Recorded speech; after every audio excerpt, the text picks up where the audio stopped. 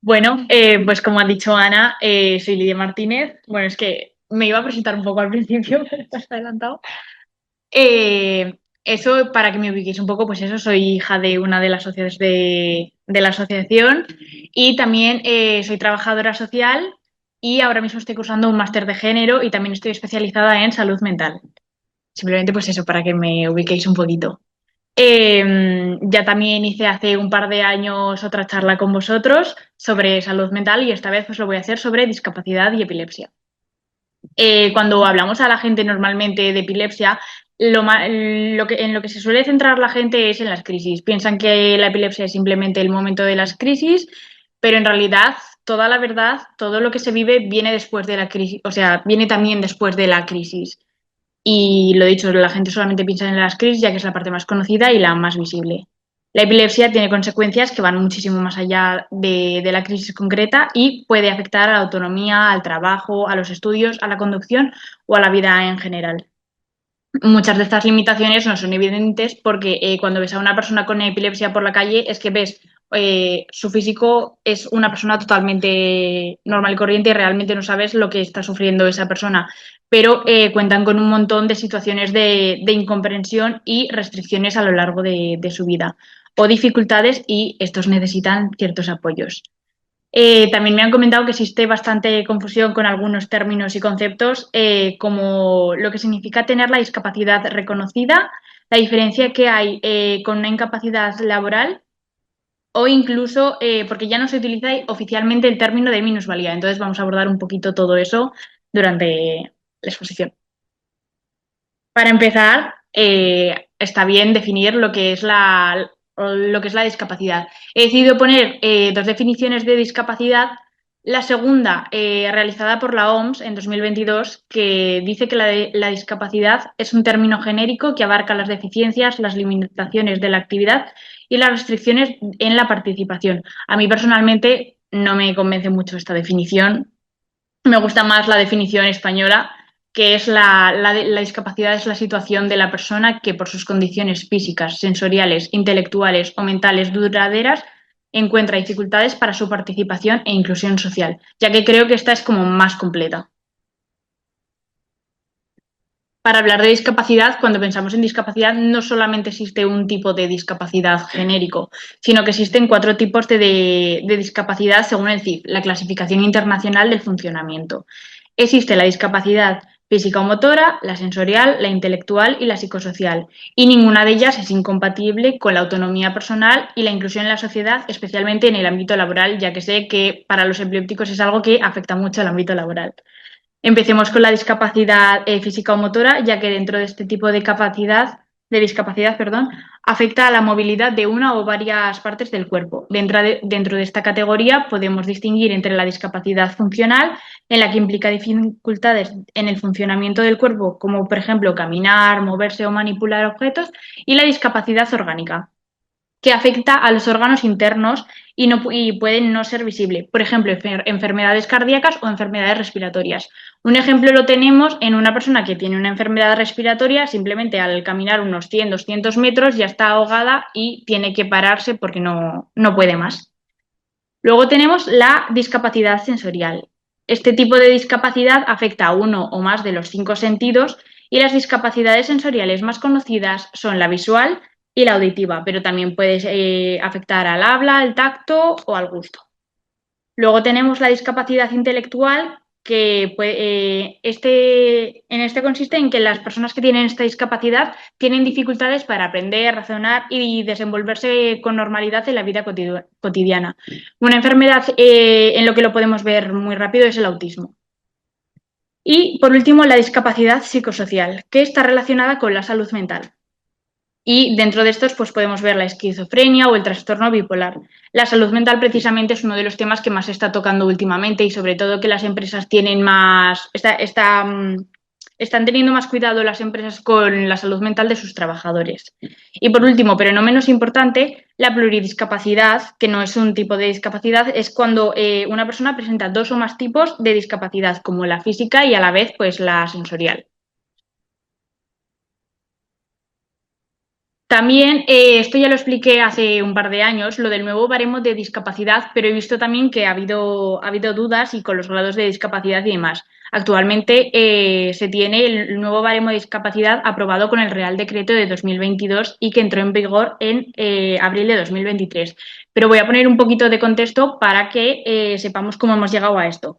Y es que durante muchos años en España se ha utilizado un sistema de valoración de la discapacidad basado en el antiguo concepto de minusvalía, que este concepto es un concepto antiguo que ya legalmente no existe, que lo han quitado hasta de la Constitución española, es el tercer cambio de la Constitución española desde el 78, y es porque como que hacía de menos a las personas que tenían algún tipo de discapacidad y lo han cambiado precisamente por este concepto, por discapacidad, y estaba regulado principalmente por el Real Decreto de 1999. Era un modelo muchísimo más médico y centrado sobre todo en la enfermedad y en las limitaciones físicas más visibles. Con el tiempo, la forma de entender la discapacidad ha ido cambiando y un momento muy importante fue la Convención de la ONU de los Derechos de las Personas con Discapacidad, que se celebró en 2006 y que empezó a defender una visión más social y más centrada en los derechos de las personas. A partir de ahí se vio la necesidad de que en España se tenía que actualizar el sistema español y por eso se aprobó el Real Decreto de 2022, que es el que vamos a hablar ahora, y que ha sustituido pues, al baremo anterior. El gran cambio del nuevo baremo es que ya no se centra únicamente en el diagnóstico médico, sino que lo ve, o sea, sino también, uy, perdón, eh, sino como una condición que afecta realmente a la vida diaria de las personas. Es decir, no solamente valora la enfermedad, sino también todo lo que lleva el impacto funcional, el emocional, el cognitivo y el social que puede generar la enfermedad en la persona. Este nuevo baremo pues, tiene en cuenta tres dimensiones: la parte biológica, es decir, la propia enfermedad o la condición médica; la parte psicológica, como la salud mental o el impacto psicosocial que tiene en la vida; y la relacionada con la autonomía, el trabajo, las relaciones y la participación en la vida cotidiana. Se, Dentro del barómetro, cuando te van a ir a evaluar el tipo de discapacidad que tienes, bueno, el nivel de discapacidad o el grado de discapacidad que tienes, te van a hacer un examen dividido en distintas áreas. En primer lugar, el baremo te evaluará las funciones y estructuras corporales y pues aquí es donde se analiza pues, la parte más médica, donde te ven los síntomas, las secuelas, la gravedad de la enfermedad, las limitaciones físicas o incluso las cognitivas y los efectos secundarios que puede tener la medicación que estés tomando. En el caso de la epilepsia, por ejemplo, pueden valorarse la frecuencia de las crisis, el control farmacológico, el deterioro cognitivo o, como hemos dicho, los efectos secundarios de las medicaciones que estéis tomando. Luego se evalúan, la otra área se evalúan las actividades de la vida diaria y la autonomía personal. Es decir, cómo afecta la discapacidad a tareas cotidianas como desplazarse, organizar rutinas, mantener la concentración o cuidarse uno mismo. También, además, se valora la participación social y aquí es donde se analiza el impacto que puede tener la enfermedad en el trabajo, los estudios, la vida familiar, las relaciones sociales o la participación normal en la sociedad. Esto puede relacionarse en la epilepsia, puede relacionarse con las restricciones laborales, la imposibilidad de conducir, que es algo muy, muy famoso, la ansiedad social o la pérdida de independencia. Otra de las novedades muy importantes del nuevo baremo es que tiene en cuenta los factores contextuales y ambientales, es decir, el entorno de la persona, los apoyos familiares que tiene, la situación económica que vive, las barreras sociales o la red de apoyo disponible, porque no es lo mismo una persona que está sufriendo, bueno, en vuestro caso, no es lo mismo sufrir la epilepsia solos que sufrirlos acompañados de un ambiente que te apoya, de un entorno cercano. Y, por ejemplo, mientras yo estuve haciendo el TFG, una cosa que me recalcasteis muchísimos es que dabais muchísimas las gracias a la existencia de esta asociación, porque o sea, es verdad que fuera vuestras familias os apoyan y todo, pero realmente solamente quienes están viviendo lo mismo que vosotros son quienes van a entender lo que estáis viviendo. Espero explicarme bien. Además, el nuevo sistema da mucho peso a la salud mental, cosa que también es muy importante, y al impacto psicológico. Y aspectos como la ansiedad, la depresión, la fatiga mental o las dificultades cognitivas que antes se quedaban en un segundo lugar y estaban infravalorados, ahora forman parte también de la evaluación, o sea que es muy importante. Finalmente, el resultado se expresa con un porcentaje de discapacidad, como todo el mundo sabemos, y que a partir del 33% en España es cuando es reconocido. Lo que puede dar acceso pues, a determinados derechos, ayudas, beneficios fiscales, protección laboral y recursos sociales. Es importante, bueno, estos son los grados de discapacidad, como podemos ver, que hay 5 grados. El grado o clase cero, que es la discapacidad nula, que tiene un porcentaje muy pequeñito, como podemos ver, que es del 0 al 4%, y sin dificultad evaluable para la realización de actividades de la vida diaria, es decir, AVDs.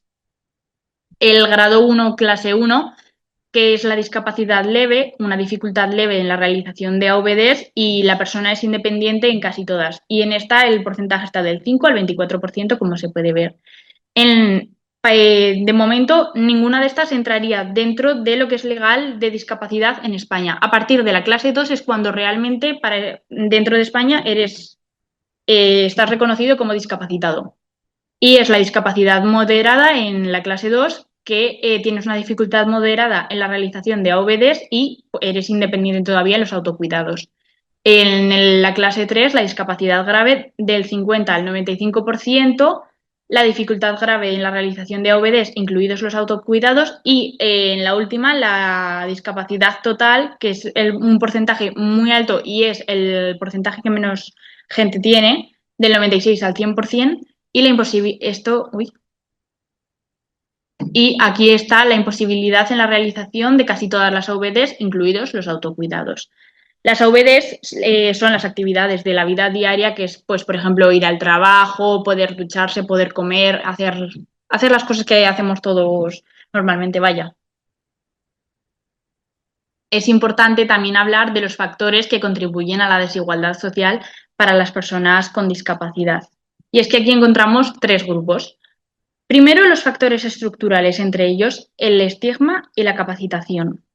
Es verdad, por desgracia, que existen leyes y políticas que les niegan el derecho a personas discapacitadas a tomar sus propias decisiones y permiten una serie de prácticas nocivas en el sector de la salud, como la esterilización forzada, el ingreso y tratamiento no consentidos e incluso el internamiento en instituciones. Estamos en un país que todas las personas tenemos unos derechos y por suerte en España esto no pasa, pero en países sobre todo como África y Asia, las personas con discapacidad son tratadas como un cero a la izquierda. Y vosotros, precisamente en la epilepsia en África es una de las enfermedades con más estigma que se tiene y no se trata ni apenas ni nada. Los determinantes sociales de la salud, entre ellos pues, la pobreza, la exclusión de la educación y el empleo, y las malas condiciones de vida aumentan el riesgo de que las personas con discapacidad sufran mala salud y no tengan cubiertas todas sus necesidades. Y por último, aunque parezca difícil de ver, el sistema de salud, ya que en el sistema de salud pues, existen barreras en todos los aspectos. Por ejemplo, la falta de conocimiento, las actitudes negativas y prácticas discriminatorias entre el personal de atención de salud. Gracias a Dios, repito, estamos en España y tenemos unos profesionales muy cualificados, pero es verdad que existen pues, algunos casos. Luego también las instalaciones e información inaccesibles y la falta de información o de recopilación y análisis de datos sobre la discapacidad. Si nos damos cuenta, hay todavía, aunque sea en algunos pueblos o sitios, en plan, por ejemplo, en las grandes ciudades no suele pasar, pero existen sitios públicos donde no son accesibles para personas que tienen limitaciones físicas. La mínima tontería como es una rampa para que una persona con silla de ruedas pueda acceder a un ayuntamiento de un pueblo, pues hay en algunos que tienen pocos habitantes, pues que sigue sin estar, a pesar de que la ley pues diga lo contrario. ¿Me puedes dar? Esta es mi botella de agua. Vale, perdón.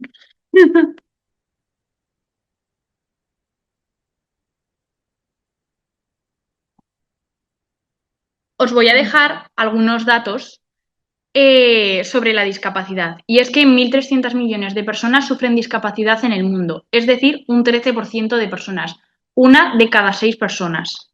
En España son 4,38 millones de personas, pero solamente un 3,2 millones de personas tienen el certificado de discapacidad mayor al 33%. Y el 4,3 con 38 millones de personas significaría un 9% de la población española. En el SEPE hay un total de 1,9 millones de personas con discapacidad en edad laboral, pero tan solo 700.000 personas son las que están trabajando. Y lo que significa un 2,9% de la población activa. Y la tasa de empleo es del 28,9% frente al casi 70% de la población general. Y existe mayor riesgo para las personas discapacitadas de sufrir una enfermedad de salud mental, obesidad o asma. Y por desgracia, tenemos que tener en cuenta que existen un montón de tipos de discapacidades, pero existe la media de fallecimiento es 20 años antes que la gente sin discapacidad.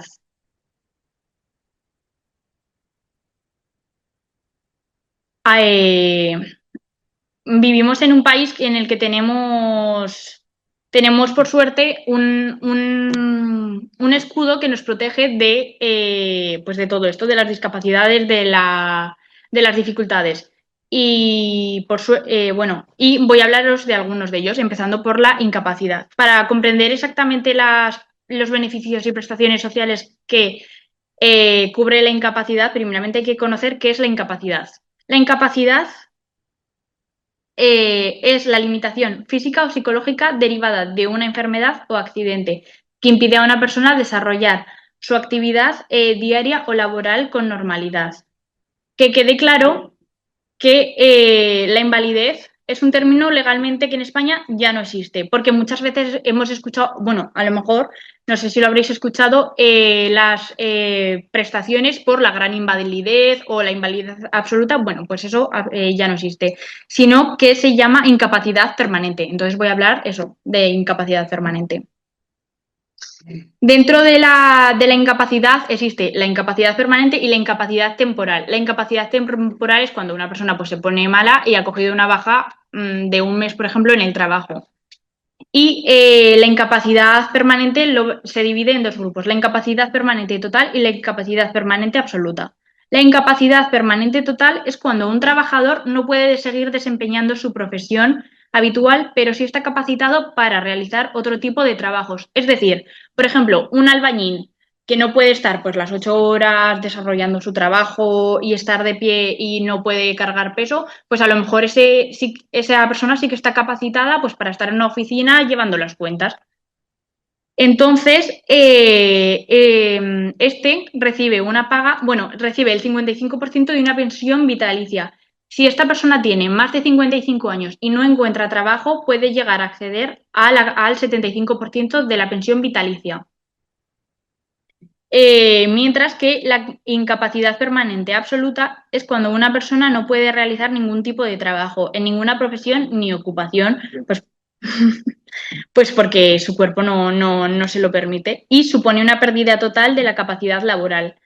Esto puede ocurrir en casos de enfermedades avanzadas, trastornos psicológicos severos o lesiones muy incapacitantes y obtiene pues, un 100% de la pensión vitalicia. ¿Cómo se calcula la pensión vitalicia? Para cada persona es un mundo distinto. Tiene que ver pues, con cómo haya sido la lesión que tengas, dónde ha ocurrido, dependiendo de la enfermedad que tengas, o sea, cada caso es un mundo. Yo no os puedo decir nada. Los requisitos para llegar a esta prestación es ser mayor de 18 años y menor de 65, tener un 65% de discapacidad reconocida, residir legalmente en España y haberlo hecho durante un periodo de 5 años, de los cuales los últimos 2 años tienen que haber sido consecutivos y anteriores a la fecha de solicitud de la prestación. No haber cotizado o haberlo hecho de manera insuficiente para tener derecho a la pensión contributiva, que esto es importante. Para acceder a la pensión contributiva tienes que haber cotizado al menos 15 años y carecer de rentas o ingresos suficientes conforme a la normativa vigente que regula estas prestaciones. Y el IAS es el encargado de regular y de gestionar todo este tipo de prestaciones. Y si el grado de discapacidad fuese igual o superior al 75% y obtienen más de 15 puntos de valoración en el baremo de necesidad del concurso de tercera persona, se añade un complemento del 50% de la cuantía. La prestación de hijo a cargo, que va en los beneficiarios son madres, padres y personas a cargo de menores con una discapacidad igual o superior al 33% o hijos mayores de edad con una discapacidad igual o superior al 66%. Al igual que también son beneficiarios las personas con discapacidad en situación de orfandad o abandono total que realicen la solicitud para sí mismas y reúnan los requisitos pues, de edad y de discapacidad indicados. También existen otro tipo de beneficios y prestaciones, solamente he puesto pues, las más conocidas que os pueden servir, como ayudas para la movilidad y el transporte. Y dependiendo de la comunidad autónoma, pueden existir tarjetas de transporte reducidas o gratuitas, como es el caso de aquí de Aragón y de Zaragoza, ayudas para el taxi, ayudas para la adaptación de vehículos, plazas de aparcamiento, la tarjeta europea de estacionamiento y luego también beneficios fiscales que las personas con discapacidad pueden tener. Una reducción del IRPF, un mínimo exento mayor, deducciones fiscales, el cheque familiar que también está aquí en Aragón o deducción anticipada, reducción de impuestos en algunos productos o vehículos adaptados. Luego también existen las ayudas para la vivienda y accesibilidad, que son ayudas para eliminar barreras arquitectónicas, adaptar baños o accesos, instalar ascensores o rampas y adaptar viviendas. Por ejemplo, en el caso de que a una persona haya perdido pues, una pierna y tiene que ir en silla de ruedas, pues existen unas prestaciones que ayudan a que, pues a, por ejemplo, adaptar el baño, a que el baño sea apto para que pase la silla de ruedas y pueda caber. Luego también, que es el caso, por ejemplo, que ha pasado personalmente. Y luego también existen las ayudas educativas, que estas son también muy conocidas, que dependiendo del caso, pues puedes acceder a becas, apoyo educativo, adaptaciones, recursos especializados y ayudas para el transporte y comedor, que estas también son muy famosas. Ya estoy acabando y ahora me gustaría pues interactuar también un poco con vosotros. Y es que mientras estuve realizando el TFG hubo algunas frases que me marcaron mucho personalmente y es verdad que yo pues con esta enfermedad llevo conviviendo toda la vida por desgracia, pero algunas frases que me dijisteis en plan, no sé, me marcaron mucho y no sé, quería recalcarlas. Y es que me dijiste, en plan, obviamente no voy a decir nombres, ni voy a decir quién lo dijo porque firmasteis un acuerdo de confidencialidad y que son muchos años luchando con esta enfermedad. Estoy cansada. Soy fármaco resistente. Me han cambiado mucho las pastillas y he llegado a desarrollar depresión, irritabilidad y ansiedad. A veces siento como los médicos se centran en darnos pastillas y pastillas a ver cuál es la que funciona y no se dan cuenta de cómo nos hacen sentir. Y yo creo, quiero saber también si os sentís a lo mejor identificadas con estas frases que han dicho vuestros propios compañeros, no sé. Para quienes no sepáis un poco, cuando hizo el TCG, colaboramos la asociación, no los socios, para hacer una entrevista o encuesta para Lidia, ¿no? Y ella se basó en esa entrevista, ¿no? Sacar datos y hacer su TPG, ¿no? Entonces, pues le valió, se ve, pues mucho para con esos datos de acuerdo, ¿no? Estos frases que ha leído pues son frases que hemos dicho, que dijimos porque yo también colaboré, ¿no? Y las se ve que le han marcado, ¿no? Y voy a poner un vídeo que no tiene mucho que ver realmente con la epilepsia, pero sí que creo que, a pesar de que sea un vídeo simplón, creo que es útil verlo y también como recapacitar y ver cada uno de vosotros cómo ha ido superando la enfermedad. El vídeo básicamente va sobre ahora os lo voy a poner, pero os hago un pequeño resumen, sobre una chica que sufre un accidente y resulta que tiene que aprender a vivir pues ciega. Y ahí me resultó, no sé, al ver el vídeo yo también reflexioné un poco de que cada uno de vosotros, a lo mejor no todos, porque algunos la epilepsia la habéis tenido de nacimiento y otros habéis tenido que aprender a vivir con la epilepsia, en plan, porque algo en vuestra vida fue el condicionante para empezar con la enfermedad. Y pues no sé, el vídeo pues eso, para reflexionar, para ver cómo cada uno ha ido aceptando la propia enfermedad y también cómo las familias han aprendido a vivir con esa enfermedad, que también me parece que es importante. Uy, espérate.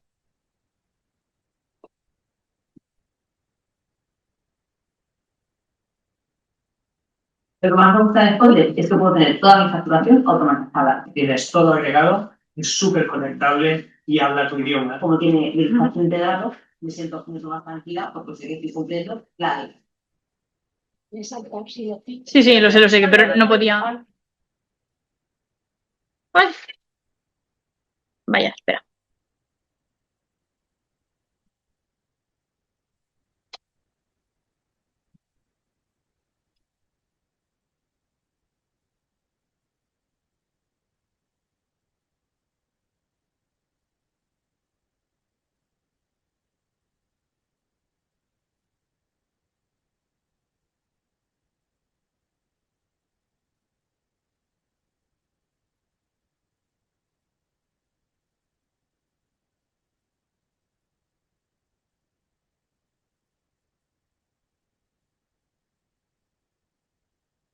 No te preocupes, muchas gracias.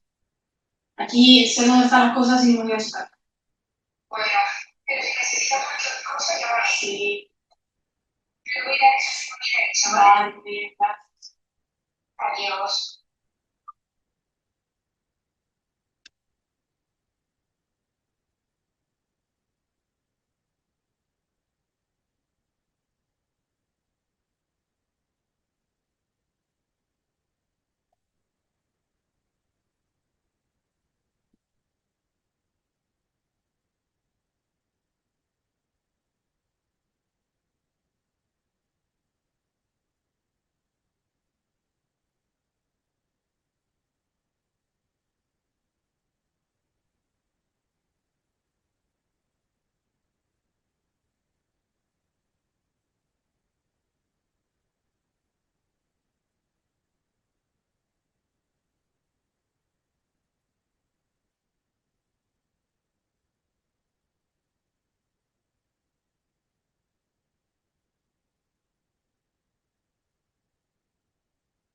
Y, y ya lo sé.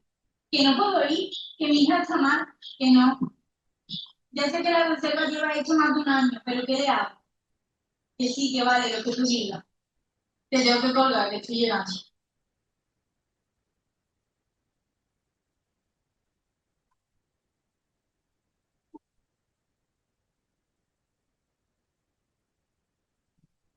Hola, cariño. Te he traído comida para almorzar.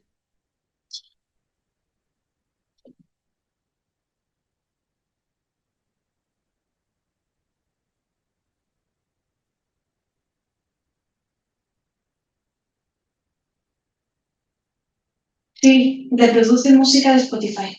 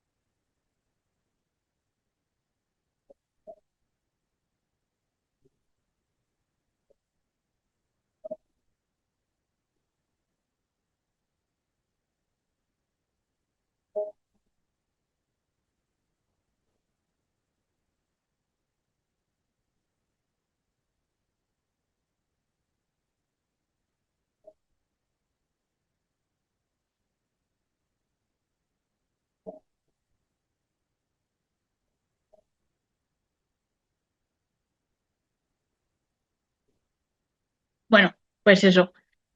Y el vídeo, no sé, invita pues eso, a reconocer la enfermedad, a aceptarla y a seguir para adelante, que es lo que tenéis que hacer cada uno de vosotros y que, no sé, que sois todos muy fuertes, personalmente lo pienso, y muy, muy valientes y que se puede con todo, hombre.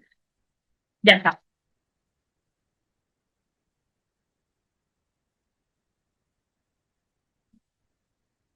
Pues es aceptarla, no, en lo que ha caído, pues tienen otras cosas y bueno, ya nos has dicho, la epilepsia hay que estudiarla en cada caso porque has dicho que hay discapacidades y encima ahora con este nuevo baremo, pues algunos, o sea, es cada caso. Hay algunas personas que tienen más limitaciones que otras, ¿no? Que tenemos epilepsia, ¿no? Entonces, si queréis hacer preguntas, pero este nuevo baremo me parece que es mucho más exclusivo, cada cuerpo es un mundo, Sí, no totalmente. porque la epilepsia antes no, a veces no era como que inició una enfermedad para darle una discapacidad, apenas había gente. Ahora no sé si con el nuevo baremo no lo concederán, porque aquí influyen las pastillas que crean muchos efectos secundarios, ¿no? Y son bastante... Y luego los efectos psicosociales, ¿no? Que muchos de las personas que tenemos pues se afectan, los niños, los despidos, ¿no? Eso pues también supongo que a lo mejor vale, o sea, importa, ¿no? Para seguir adelante. Entonces, preguntas si queréis. Bueno, yo estuve en el extranjero y cuando descubrí una amiga que me podía dar una discapacidad, que mis padres no me han dado nunca información de nada, fui y me la dieron la discapacidad en el 2023 y me dijo mi amiga, ¿cómo no te la van a dar? Claro que te la van a dar. Y sí, la conseguí en abril del 2023. Es ya con esto, con este nuevo... Pues es que es justo, entonces no lo sé, porque la implantaron en abril de 2023, entonces dependiendo. Tuve además a un doctor, bueno, un médico, porque esa persona me trataba. No es, bueno, fue muy, muy malo la visita con él.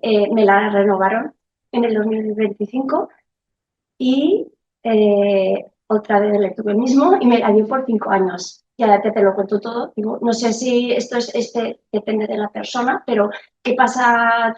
¿Pasa algo que luego te la pueden dar permanente o no? Porque yo sé gente que está como yo, claro, que no hay ya permanente. Pero la discapacidad y la incapacidad no es discapacidad, por eso. He dicho incapacidad. No, has dicho discapacidad, pero como has dicho lo de permanente. No, discapacidad, yo quiero trabajar.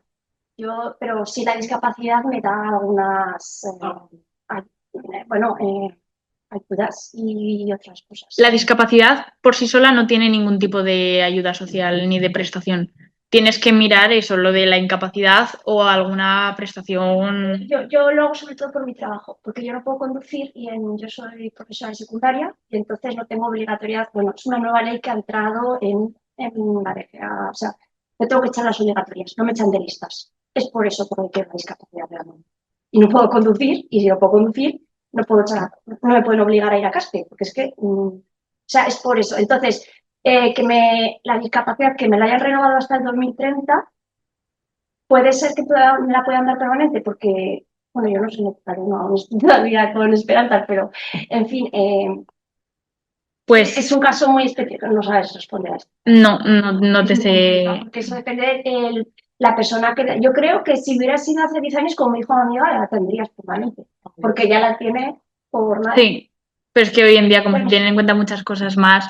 Y también sé que depende un poco de los médicos, porque es verdad que hay algunos que cogen y te la valoran una vez la discapacidad antes del baremo esto, y es con la misma que han seguido toda su vida. Y hay personas que han decidido, pues mira, voy a intentarlo, voy a ver si me suben el grado de discapacidad y así al menos, pues, ya que no accedo a un trabajo, pues puedo acceder a algún tipo de prestación. pero Vale. depende de cada caso todo. O sea que, o sea, veo que hay muchos factores Sí. que van a influir. Yo veo a los socios o visitas que vienen y claro, aquí podrían, o sea, para dar el certificado de discapacidad, se arena, o sea, hay muchos factores en los que podrían incluirse porque sufrimos casi más que lo que es la profesión en sí. O sea, que decir, todo lo que conlleva, ¿no? Sí, mismo los niños, en fin, no todos que ya son bastante hermanos, pero los bullies, por ejemplo, que ha habido y hay, o los despidos, los conducir, ¿no? Que a veces es imprescindible, o personas que se han dedicado siempre con el coche en su trabajo, ¿no? Y luego contando también los sectores secundarios, que bueno, ya luchamos con la Recuperación Española para que nos dieran eso, descuentos en los autobuses, en fin, todas estas historias, ¿no? Los transportes. Y pues, aparte de la epilepsia, es todo lo que conlleva y eso nunca nos han hecho caso a la hora bueno, no nos han hecho, es que no lo han contado, eso también pues es caso por caso, pero hay muchos casos que son muy comunes en todas las personas que padecen, ¿no? Y sobre todo en las personas que somos farmacoresistentes. En fin, eso sí, yo no he oído con este valor a nadie que haya venido, socios, o no he oído que sean valorados por este nuevo. Es que hay también que atreverse a hacerlo, porque mucha gente lo ha dicho. Muchos médicos también optan por, mira, te doy la discapacidad que sea y ya está. Pero si vuelves a ir a que te la vuelvan a mirar, tiene que haber detrás un informe médico que tu médico esté de acuerdo, tienes que pasar por el área psicológica y luego por el área de trabajo social y te puede tanto subir o bajar. O sea que no, por ejemplo, si vas con un 45, me estoy inventando ahora datos, ¿vale? A lo mejor te baja a un 40 o te puede subir a un 65. Yo tuve un caso, por ejemplo, de una mujer que tenía el 20 y pico por ciento de discapacidad, era una mujer con esquizofrenia y cuando fue a revisarse la discapacidad, tuvo un día muy, muy malo, con voces y ataques muy fuertes y llegó al 65% de discapacidad ese día, porque es una valoración muy subjetiva por parte de los profesionales, muy subjetiva. Sí, ¿Estás bien? claro, preparando. Dices que las valoraciones son muy subjetivas. A día de hoy, creo en concreto, hay alguna serie como de ítems más objetivos con el que puedan hacer, no, como una escala que tengan a nivel de médico valorado, que para valorar eso, con el que digan números físicos, fármacos o Sí. alteración cognitiva, todo es, o sea, pero de una forma más o menos objetiva, o cada uno que nosotros estamos bastante adaptados. Vale, pues exactamente los datos no tengo ni idea, eso es algo más enfoque médico, pero sí que sé que tienen que tener un esquema. No sé exactamente. Exacto. Entiendo que debería ser. Cuatro al mes puede ser, puede que sea, pero claro. Entiendo que debería ser, ¿no? Una serie de Sí. una escala de tanto. Vale, pero eso Sí. Realmente ellos se basan en el informe que hacéis vosotros. Ya, pero claro, es lo que voy, pero porque si supiéramos probablemente qué valoran ellos, o sea, porque al final nosotros en nuestro informe, claro, podemos poner muchísimas cosas muy pocas. Es muy principal saber qué cuentan, saber qué es lo que cuentan. Exactamente. Que no, sinceramente, no lo sé. O sea, nosotros no informa de este tipo.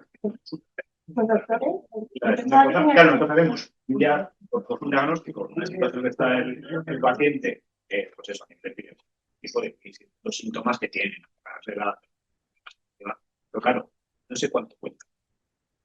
Es que no te lo sé decir. Entiendo que Eso es quien está dentro del IAS y quien maneja todo es quien lo sabe.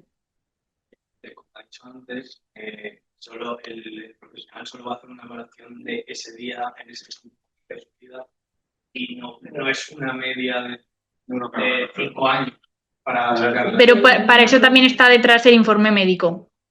Porque sí. No te valora. Yo cuando hice la valoración, ellos no te valoran para nada por ninguna prueba. Sí, pero igual valoran el informe médico. igual tienen bastante peso, como por ejemplo ha dicho en su caso que Sí. una persona que le subió de un día para otro a sí, pero antes de que es una diferencia. Entonces, la forma diferente es algo que Pero no, que yo, por ejemplo, me la dieron por la epilepsia. La primera vez que yo me acababan de operar, el señor me dijo que por epilepsia que no valía el informe del neurólogo, que quería otro encima. Es que así, tal cual. ¿Qué pasó? Que me dio un ataque de ansiedad, porque yo a Elías le tengo ansiedad. Es como que me da miedo ese edificio, ¿vale? Le tengo pánico. Me dio ansiedad y la psicóloga había hablado conmigo, entró el doctor, bueno, el doctor no quería llamar doctor porque no es doctor, el médico esa persona entró y se reunió con la psicóloga, salió, porque me dijo que le quería, me pongo nerviosa y todo, hace recordarlo esto, de verdad. No le servía el que me había hecho, hace poco quería otro informe, y pero si ese neurólogo me lo ha hecho, no puedo hacer más. Y me dio el ataque de ansiedad, y la psicóloga entró, dijo, bueno, que te lo doy, estos años. Pues en teoría, Por temas psicológicos, que fue súper fuerte lo que viví ahí. pues Y tuve un ataque de ansiedad porque yo cuando voy allí me pongo súper nerviosa. Es un sitio que me da, porque ese médico me ha tratado como una puta, o sea, es que es horrible. yo lo que he vivido ha ¿Es que tengo sido, gastritis crónica? No, es que es horrible. Y dirás, gastritis crónica, sinusitis crónica, que es una tontería al lado de la epilepsia. Me dice, yo también tomo metrazol, me decía. Y yo, oh, vale. O sea, eso es la primera contestación. Ya me puse nerviosa, dije, bueno, pero perdona por decirte que tengo gastritis crónica. Pero es que parece que le molestaba encima que le dijera mis extra enfermedades. Y bueno, me he puesto muy nerviosa porque es que es un tema que me pone súper nerviosa. Y cuando vaya tengo un pánico ir allí, de verdad. Es una cosa que me... Y yo no lo quiero por las ayudas que te dan en el RPF, tienes que pagar menos, más por la profesión, porque no tengo carnet de conducir, ya lo he dicho. yo lo que he vivido es que realmente el médico y el psicólogo y el trabajador social ni se topan. O sea, el médico manda un informe médico y en el mismo día la psicóloga te hace unas cuantas preguntas sobre tu vida y el trabajador social también unas cuantas preguntas sobre tu vida. El psicólogo y el trabajador social se reúnen, lo mandan para arriba y junto con el informe declaran. ¿Qué le convenció la señora Ruño? Sin embargo, ahora, o sea, sigue existiendo el antiguo baremo médico, ¿no? O sea, porque la gente va con sus informes médicos a pedir a solicitar el certificado. Si no te lo han hecho a partir de 2023, lo que te han hecho antes de 2023 es lo que tienes, ya está. No sé si me explico bien. Sí, no, pero vienen visitas y ahora que van al IAS para solicitarlo y que únicamente van con el informe médico y no van con más papeles. O sea, el DNI y eso, pero no con los informes de la trabajadora social, ni con los psicológicos, ni nada, ¿no? Y se lo dan. Bueno, y luego no me lo dicen, ¿no? Pero quiero decir que van con eso y... Pues entonces es que lo tendrían de antes de 2023, en las que los trabajadores sociales y los psicólogos no estaban tan encima del... O sea, que tienen que... Vale, pues se lo diré porque me lo preguntan, pero tienen también que ir a... Y guardan esos informes que tienen de mis anteriores, si los guardarán, tampoco los sabe esto. Porque yo... Eso es información privada de cada uno y no sé lo que hacen. Eso a lo no mejor lo sabes tú, en plan, los informes médicos, cuánto tiempo se guardan o toda la vida o... nivel de historia clínica o idioma de la raza y de los pesos. Sí, lo que No. Pero me refiero a En plan. andan para Exacto. años de técnica. Lo maneje, lo gestione como con la que llega el médico, ¿verdad? Vale. Pero Sí, lo de la historia clínica sí, pero los informes que se mandan entre profesionales, eso no sé si realmente se guarda o no.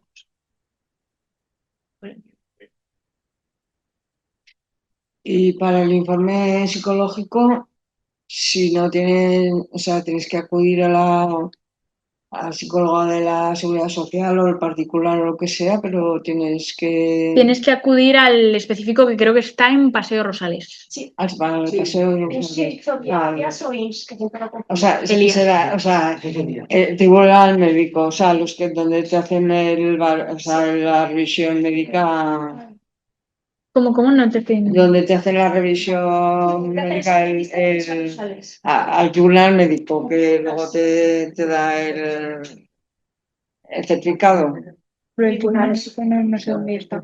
El tribunal médico es el que luego te dice que sí, o sea, sí o no. Pues entonces te lo harán allí, ¿no? Sí. Y Bueno, yo hasta Sí. hablo 2025, ¿eh? Sí. O sea, antes te miraban, o sea, tócate las narices y anda recto, ¿no? Si tenías una enfermedad, eso no la nuestra, ¿no?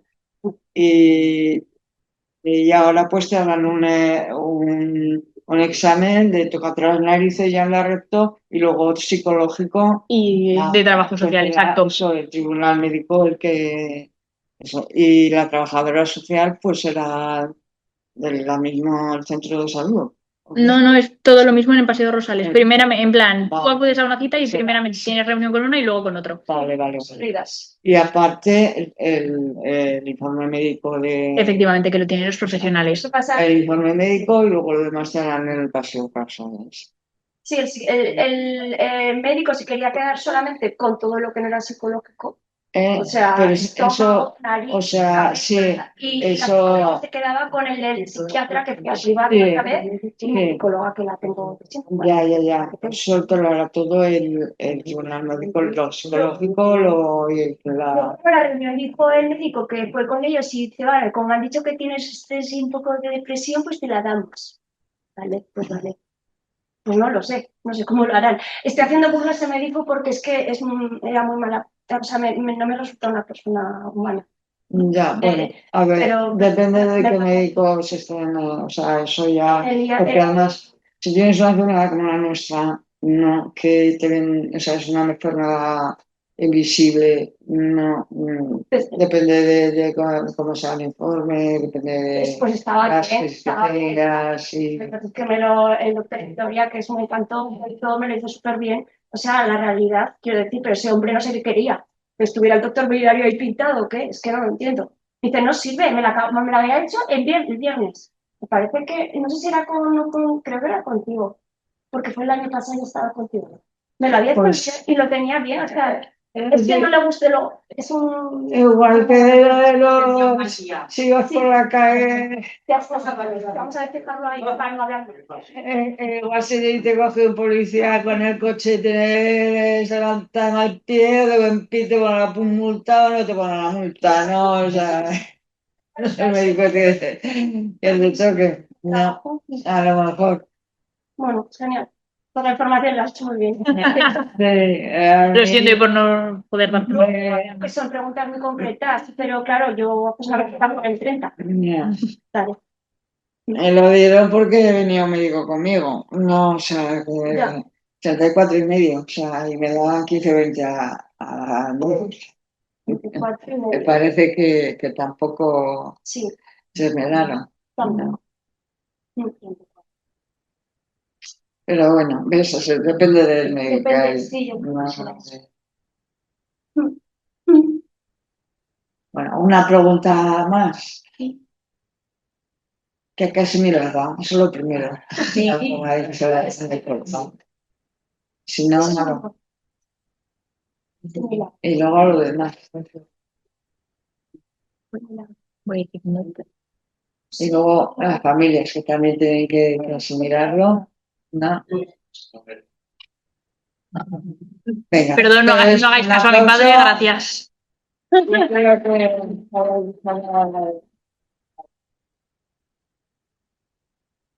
Siempre saludamos sobre una foto, te la has enfadado. Y muchas gracias a los ponentes, a vosotros por acudir, y a Rocal y a todos los que nos han hablado con nosotros.